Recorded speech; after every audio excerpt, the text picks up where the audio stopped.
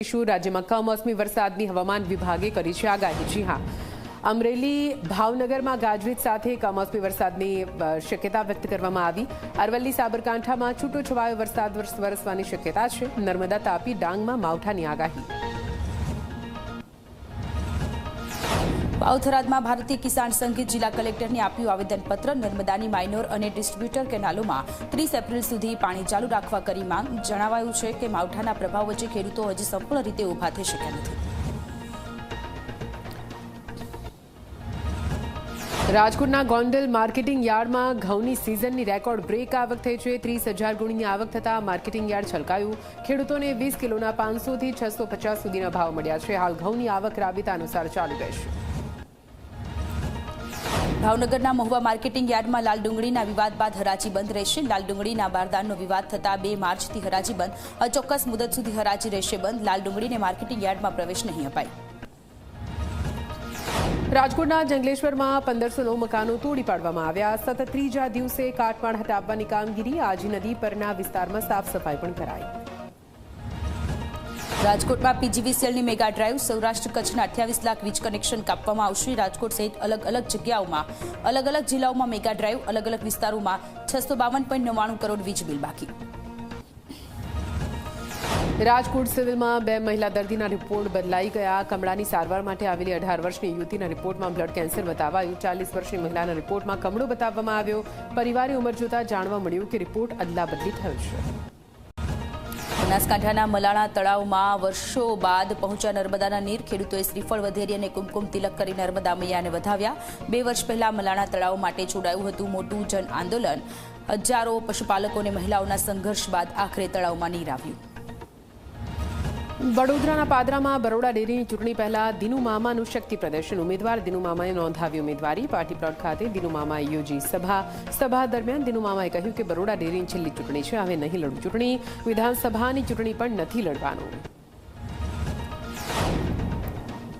મહેસાણામાં ધારાસભ્ય મુકેશ પટેલે કલેક્ટરને લખ્યો પત્ર। ટ્રાફિક સિગ્નલનું ટ્રાયલ બોર્ડને પરીક્ષાને લઈને મોકૂફ રાખવા રજૂઆત। ટ્રાફિકના કારણે વિદ્યાર્થીઓને મુશ્કેલી ન પડે તે માટેની રજૂઆત।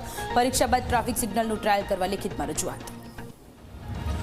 પાટણ નગરપાલિકાના ચીફ ઓફિસર સામે શાસક પક્ષના સભ્યોએ પોલીસ મથકે કરી છે અરજી। નવીન બસ સ્ટેન્ડના કોમર્શિયલ કોમ્પ્લેક્સની પરમિશન ખોટી રીતે આપી હોવાનો આક્ષેપ। ચીફ ઓફિસરે મીઠાઈ લઈને બીઓ પરમિશન આપી હોવાનો આક્ષેપ।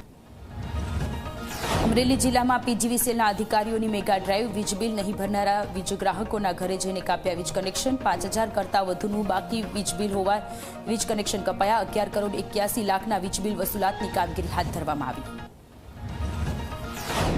નવસારી સુરતમાં આયકર વિભાગના દરોડા। 17 થી વધુ સ્થળોએ એક સાથે સર્ચ ઓપરેશન કરવામાં આવ્યો। રિયલ એસ્ટેટ માર્કેટમાં ભારે ફફડાટ। બિલ્ડર, લેન્ડ ડેવલપર અને એડવોકેટને ત્યાં કરાઈ કાર્યવાહી। કરોડોમાં બેનામી વ્યવહારો અને ટેક્સ ચોરીના પુરાવા મળવાની પ્રબળ શક્યતા।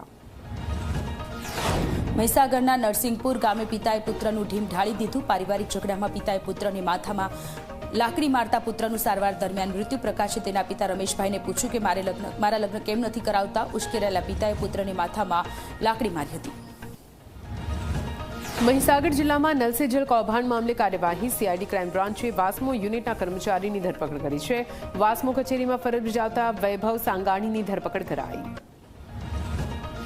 સુરતમાં કારનો કાચ તોડીને 35 લાખની લૂંટનો ભેદ ઉકેલાયો। અમદાવાદની કુખ્યાત છારાનગર ગેંગના સાગીરતો બાઇક પર આવ્યા હતા સુરત। અકસ્માતનું નાટક કરીને ફિલ્મી સ્ટાઇલમાં લૂંટ કરનારા 2 ગુનેગારો ઝડપાયા। પોલીસે 19,13,000થી વધુનો મુદ્દામાલ રિકવર કર્યો। કચ્છમાં ભીમાસરની સીમમાંથી પોષ ડોડાનો જથ્થો ઝડપાયો છે। સાયબર સેલની ટીમને મોટી સફળતા મળી છે। 1 લાખથી વધુના પોષ ડોડાના છોડનું વાવેતર કરવામાં આવ્યું હતું। બાતમીના આધારે 3 આરોપી ઝડપાયા। પંચમહાલના ગોધરામાં નવા વાહનોનું વેચાણ કરતા સંચાલકો સામે કાર્યવાહી। બંને સંચાલકો હીરો કંપનીની નવી બાઇકોનું કરતા હતા વેચાણ। સર્ટિફિકેટ લીધા વિના જ કરાતું હતું વાહનોનું વેચાણ। સંચાલકો સામે દંડનીય કામગીરી કરી નોટિસ આપવામાં આવી। વાવ થરાદમાં છેલ્લા 3 દિવસથી જિલ્લાની આંગણવાડી અને તેડાગર બહેનોની હડતાલ યથાવત છે। થરાદનું આનંદનગર સૂત્રોચ્ચારથી ગુંજી ઉઠ્યું છે। વિવિધ પડતર માંગણીના કારણે બહેનોની કામગીરીનો બહિષ્કાર કર્યો છે। માંગણીઓ નહીં સંતોષાય ત્યાં સુધી આંદોલન ચાલુ રખાશે।